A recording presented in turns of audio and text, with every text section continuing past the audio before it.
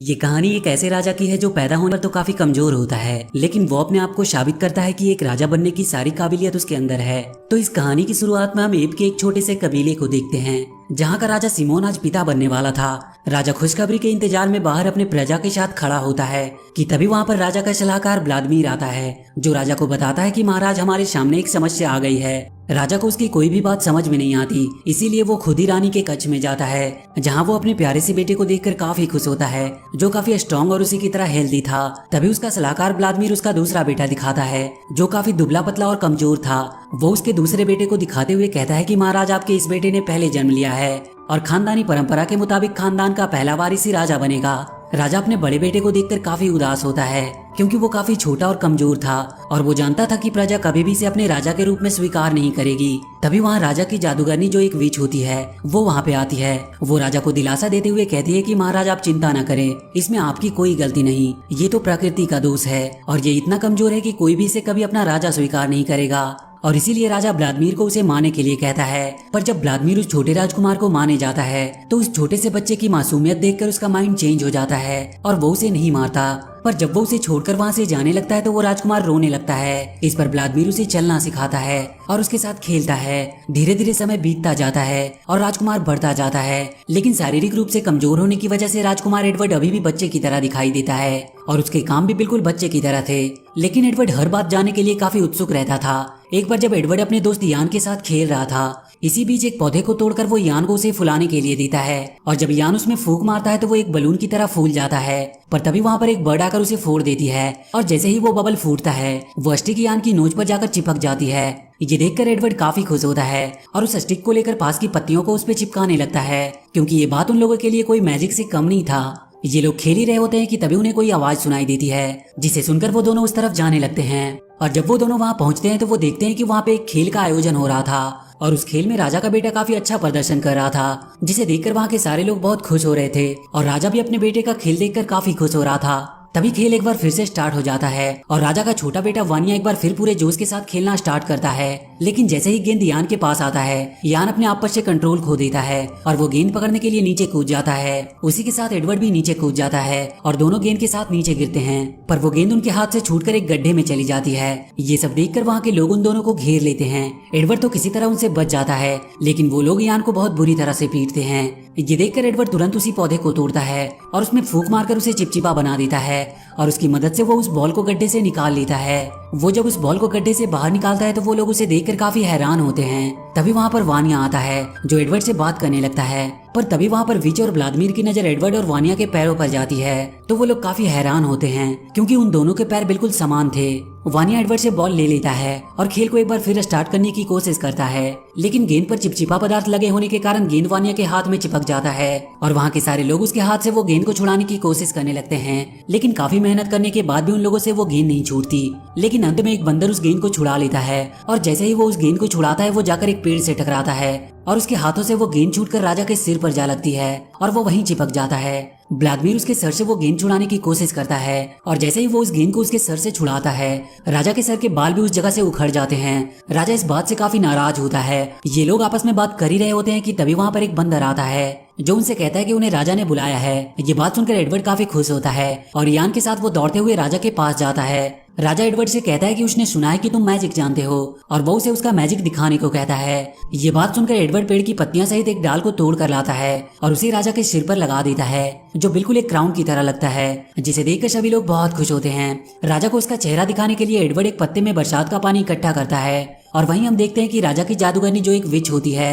वो मौका पाकर वहां से निकल जाती है। इधर एडवर्ड उस पानी से भरे पत्ते में राजा का उसका चेहरा देखने को कहता है और जैसे ही राजा उसमें अपने आप को देखता है वो खुद को देखकर घबरा जाता है, क्योंकि इससे पहले कभी उसने अपने आप को देखा नहीं था। तो एडवर्ड राजा सिमोन से कहता है कि डरने की कोई बात नहीं और वो एक बार फिर से उसमें अपने आप को देखता है और इस बार वो अपने आप को देखकर काफी खुश होता है। इसके बाद एडवर्ड राजा के लिए एक झूला बनाता है और राजा सिमोन को उस पर बैठने के लिए कहता है।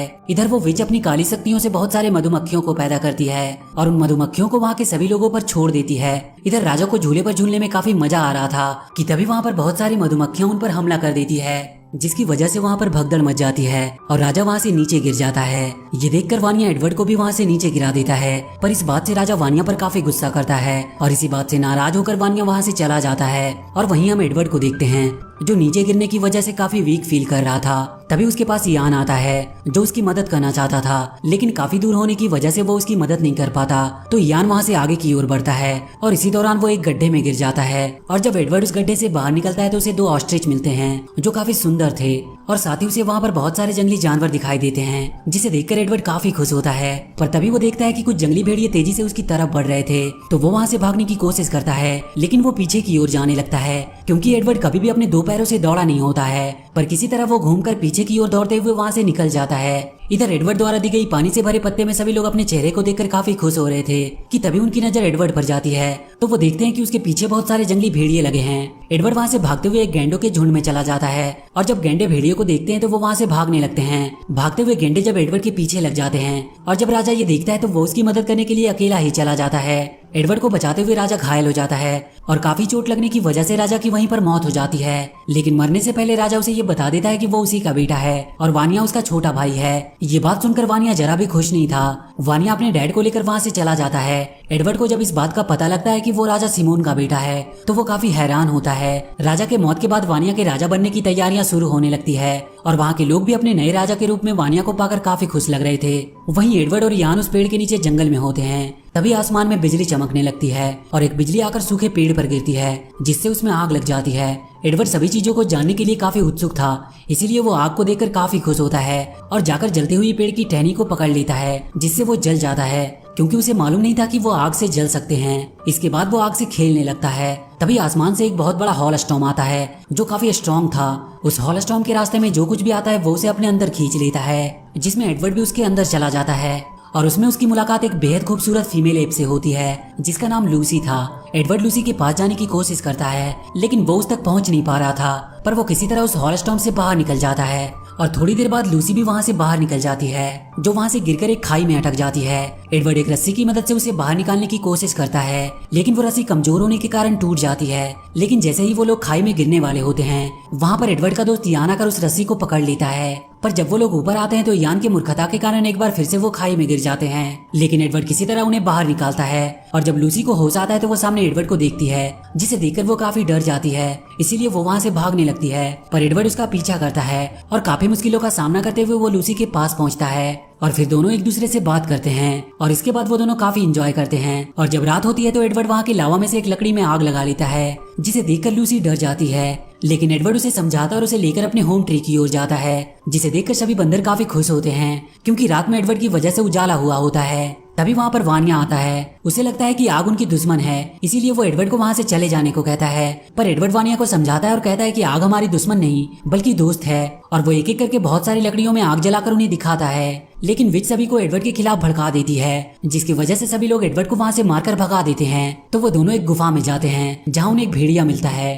पर एडवर्ड उस आग की मदद से उसे भगा देता है और वो दोनों रात को उसी गुफा में रहते हैं। एडवर्ड बहुत सारी लकड़ियों की मदद से वहाँ पर काफी उजाला कर देता है। अगली सुबह लूसी और एडवर्ड मिलकर शिकार करते हैं। रात में लूसी जब गुफा में पत्थर को पत्थर से टकराती है तो उसमें से चिंगारी निकलती है। ये सब देखकर एडवर्ड उस चिंगारी से आग पैदा करता है और इसके बाद वो लोग डेली शिकार करते हैं और रात वो गुफा में ही बिताते हैं। एक दिन लूसी और एडवर्ड अपने शिकार को कच्चा खा रहे थे तो एडवर्ड एक मरे हुए शिकार को आग में डाल देता है और जैसे ही शिकार आग में पकने लगता है तो उसकी खुशबू पूरे जंगल में फैल जाती है, जिसकी वजह से सारे बंदर उसे खाने के लिए काफी एक्साइटेड हो जाते हैं और सभी लोग उसे खाने के लिए एडवर्ड के पास चले आते हैं। लूसी उन्हें वहाँ से भगाना चाहती थी लेकिन एडवर्ड उसे ऐसा करने से मना करता है और इसके बाद सभी लोग मिलकर खाना खाते हैं और रात वहीं गुफा में बिताते हैं और वो लोग वहाँ पर खूब मस्ती करते हैं। सभी लोग काफी खुश थे और उधर राजा वानिया कई दिनों तक अकेले ही पेड़ पर बैठा होता है। वहाँ के सभी लोग एडवर्ड के साथ रहकर काफी होशियार हो गए थे और वहाँ पर बड़ी बड़ी लकड़ियों को जलाकर वो काफी मात्रा में आग जला रहे होते हैं। वहाँ पे धीरे धीरे एक बस्ती बनकर तैयार हो जाती है। सभी लोग वहाँ पर काफी खुश थे।